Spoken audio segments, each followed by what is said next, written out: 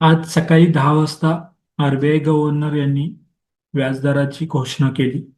व्याजदरामध्ये आपण सांगितल्या पद्धतीने कोणताही बदल झालेला नाही. व्याजदर आहे ते स्थिर राहिलेले म्हणजे 0.25% हा व्याजदर स्थिर राहिलेला आहे आणि आपण याचा अंदाज देखील मागील 3 दिवसापासून वर्तवलेला आहे.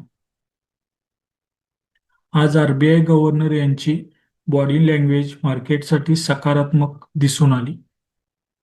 जे काही सोशल मीडियावरती सध्या चित्र उभा केलं जात आहे की देशाची आर्थिक स्थिती खराब आहे, रिझर्व्ह बँकेने सोनं विकलं वगैरे, असे कोणतेही त्यांच्या देहबोलीतून स्थिती पाहायला मिळाली नाही.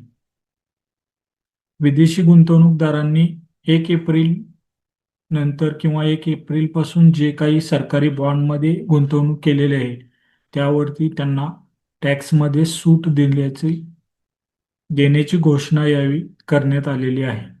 सविस्तर माहिती याच्याबद्दल अद्याप ही स्पष्ट झालेली नाही. जेव्हा याची माहिती समोर येईल तेव्हा त्याच्यावरती सेपरेट व्हिडिओ बनवला जाईल.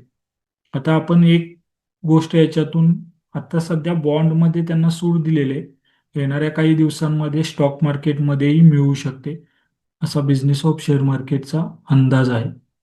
त्यानंतर आरबीआय गव्हर्नर यांनी वाढत्या महागाईवरती देखील लक्ष केंद्रित केलेले आहे. त्यांनी आता सध्या जो महागाई दर सुरू आहे 4.6%, त्यावरून तो 5.1%वरती जाण्याचा अंदाज वर्तवलेला आहे. कच्च्या तेलाच्या किमतीचाही परिणाम आपल्याला आपल्या महागाईवरती पाहायला मिळणार आहे. त्यानंतर त्यांनी असाही अंदाज वर्तवलेला आहे की संपूर्ण वर्षभर क्रूड ऑइलची किंमत ही जास्तच राहण्याची शक्यता आहे.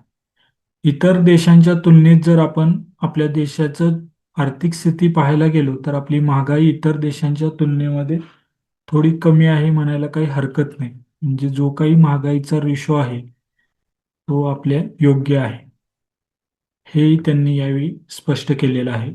त्यानंतर देशाची जी ग्रोथ आहे त्याच्यामध्ये देखील त्यांनी कपात होण्याचे सांगितलेले आहे.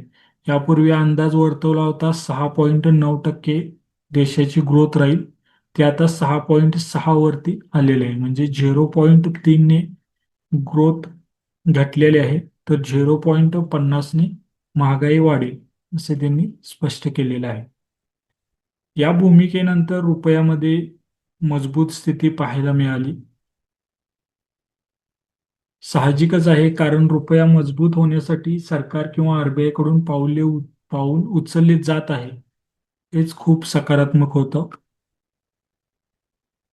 एकंदरीत आपण जर विचार केला तर व्याजदर स्थिर, विदेशी गुंतवणूकदारांना करामध्ये सवलत, महागाई दर अजूनही नियंत्रणात आणि रुपया मजबूत, यामुळे मार्केटच्या दृष्टीने आजचे जे काही व्याजदराची पॉलिसी जाहीर झाली ही सकारात्मक म्हणायला काही हरकत नाही. नमस्कार, बिझनेस ऑफ शेअर मार्केटच्या यूट्यूब चॅनलवरती आपल्या सर्वांचे स्वागत आहे. आम्ही देत असलेली माहिती जर तुम्हाला आवडत असेल तर आपले चॅनल सबस्क्राईब करा, आपल्या मित्रपरिवारांना शेअर करा आणि व्हिडिओला लाईक करा. आज मार्केटमध्ये काय घडलं चला आपण पाहूया. निफ्टी 23,478 वरती ओपन झाली. त्यानंतर निफ्टीने 23,516चा हाय बनवला. हाय पासून खाली येत असताना निफ्टीने 23,282चा लो बनवला. तर बंद होताना फ्लॅट निगेटिव्ह साईडला 23,066 वरती निफ्टी बंद झालेली आपल्याला दिसून येते. निफ्टीने संपूर्ण दिवस 23,440 ते 23,300 याच रेंजमध्ये रेंगाळत घालवलेला आपल्याला पाहायला मिळतो. निफ्टीतील 27 शेअर्समध्ये आपल्याला दबाव दिसून आला, तर 23 शेअर्समध्ये तेजी पाहायला मिळाली. तेजीमध्ये Adani Enterprise, Adani Ports, Bajaj Finance, Hindustan Unilever, Axis Bank यांच्यामध्ये जास्त तेजी दिसून आली. तर Hindalco, Wipro, Coal India, TCS, Tata Motors यांच्यामध्ये आपल्याला टाटा स्टील याच्यामध्ये आपल्याला दबाव पाहायला मिळाला. नॅशनल स्टॉक एक्सचेंजवरील 1,623 स्टॉकमध्ये तेजी होती, तर 1,694 स्टॉकमध्ये दबाव पाहायला मिळत होता. 111 स्टॉकना अप्पर सर्किट लागले, तर 93 स्टॉकना लोअर सर्किट लागले. सेक्टर वाईज विचार केला तर ट्रेडिंग सेक्टर आणि FMCG सेक्टरमध्ये तेजी पाहायला मिळाली, तर रियालिटी आणि मेटल सेक्टरमध्ये दबाव दिसून आला. बँक निफ्टी आरबीआय गव्हर्नर पॉलिसीपूर्वी जोरदार तेजी आपल्याला दर्शवत होती, पण त्यानंतर बँक निफ्टीमध्ये आपल्याला दबाव देखील पाहायला मिळाला. बँक निफ्टी 54,405 वरती ओपन झाली. आरबीआय पॉलिसी पूर्वीच बँक निफ्टीने 54,864 चा हाय बनवला.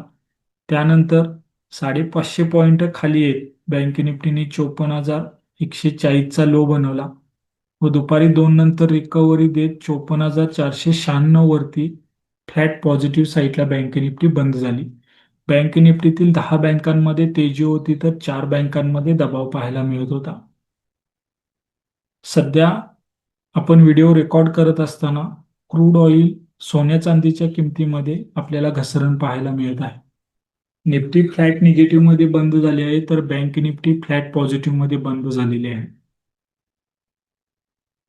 आज आरबीआय पॉलिसीमध्ये एक गोष्ट सर्वांनी काळजीपूर्वक लक्ष देण्यासारखी होती, ती म्हणजे ब्रोकर जे आहेत त्यांना एमटीएफ मार्जिनसाठी जे काही ते सवलत देत होते त्याच्यासाठी आता त्यांना बँकेकडे तितकी रक्कम ठेवावी लागणार आहे.